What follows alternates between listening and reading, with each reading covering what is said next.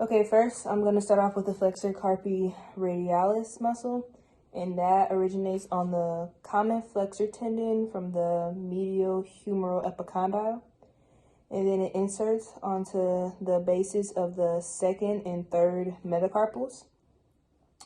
And its actions include flexing the wrist, as well as abducting the wrist, and it also may help with flexing the elbow as well.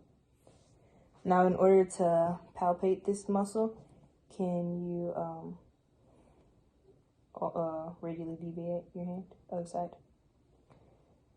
So the tendon is right here on the wrist, next to the one in the middle. So I'm gonna follow that tendon. Can you do it again? So I'm gonna follow this muscle all the way back to the medial humeral epicondyle. Okay, next is the palmaris longus muscle. That originates on the common flexor tendon from the medial humeral epicondyle as well. It inserts into the flexor retinaculum as well as the palmaris ponderosus. Its actions include tensing the palmar fascia as well as flexing the wrist, and it can also assist in flexing the elbow as well. Now, in order to palpate this, can you bring your pinky to your thumb, or your thumb to your pinky? So it's the tendon right here in the middle of the wrist.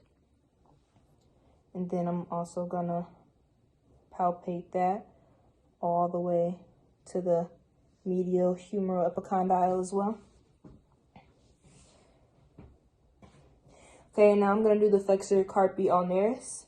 Now, this muscle has two heads. So the humeral head originates on the common flexor tendon from the medial humeral epicondyle as well. And then the ulnar head originates on the posterior surface of the proximal 2/3 of the ulna. And then it's going to insert onto the pisiform in the hook of the hamate, as well as the base of the 5th metacarpal. And its actions include flexing the wrist, adducting the wrist, as well as assisting in flexion of the elbow. So in order to palpate that, I'm gonna, locate the pisiform and go proximal to it, and can you ulnar deviate? So yeah. Then I feel that contract, and I'm gonna follow it to the medial epicondyle as well. Okay, so now I'm going to do the flexor digitorum superficialis as well as the flexor digitorum profundus. But first, the flexor digitorum superficialis that originates on the common flexor tendon from the medial humeral epicondyle, as well as the ulnar collateral ligament, the coronoid process of the ulna, the interosseous membrane, as well as the proximal shaft of the radius. And it inserts onto the sides of the middle phalanges of fingers 2 through 5. And its actions include flexing fingers 2 through 5, as well as flexing the wrist.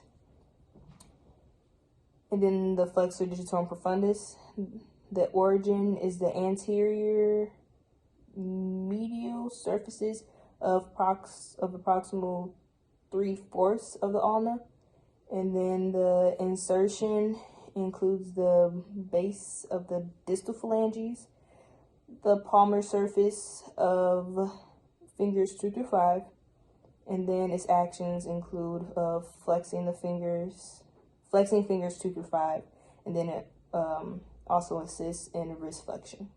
So in order to palpate these muscles, I'm gonna palpate the forearm right here, and can you pretend like you're typing? So I feel those muscles contract right here. And then I can also palpate it another way by locating the shaft of the ulna. So right here, the shaft of the ulna. And then just slightly digging in right there. And can you pretend like you're typing again? I feel that contract right there.